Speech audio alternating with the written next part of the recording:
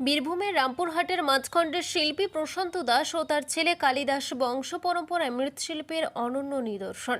বীরভূম জেলার রামপুরহাট থানার অন্তর্গত মাঝখণ্ড গ্রামের বাসিন্দা প্রশান্ত দাস একজন খ্যাতনামা শিল্পী। তার দাদু ছিলেন একজন প্রতিভাবান মৃৎশিল্পী।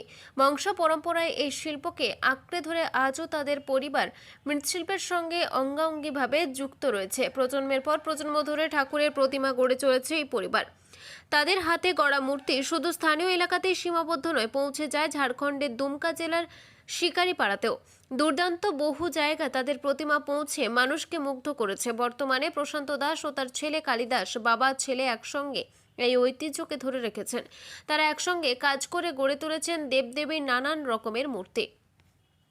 খরুদ, চাকপাড়া, জেদুর, হরিওকা সহ আশেপাশের বহু গ্রামে তাদের তৈরি মূর্তি পূজিত হয়। শুধু তাই নয়, রামপুরহাট শহরের শ্রীফলার মতো বহু প্যান্ডেলে তাদের মূর্তি পৌঁছে যায়। এখানেই শেষ নয়, ঝাড়খণ্ডের দুমকাতে তাদের ডাক পড়ে প্রতিমা গড়ার জন্য। তাদের কাছ থেকে জানা যায়, শুধু প্যান্ডেল বা মন্দিরের জন্যই নয়, অনেক মানুষ তাদের নিজস্ব বাড়ির পুজোর জন্য প্রতিমার অর্ডার দেন। বাড়িতেই বাবা ছেলে মিলে প্রতিমা গড়ে তোলেন তারা। বছরের বিভিন্ন সময় বিভিন্ন পুজো উপলক্ষে ভিন্ন ভিন্ন প্রতিমা তৈরি করেন তারা। দুর্গাপূজায় দুর্গা প্রতিমা, কালী পূজায় কালী প্রতিমা, লক্ষ্মী পূজায় লক্ষ্মী প্রতিমা, সবই তাদের হাতে গড়ে ওঠে।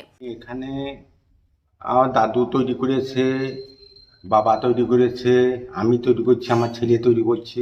আমি তো বলতে পারবো না, ওর লোকেই বলবে যে ভালো না মন্দ, লোকেই বলবে। আমি নিজে ঠাকুর নিজে তো ভালো বলতে পারবো না। ব্যুরো রিপোর্ট, সঠিক বার্তা।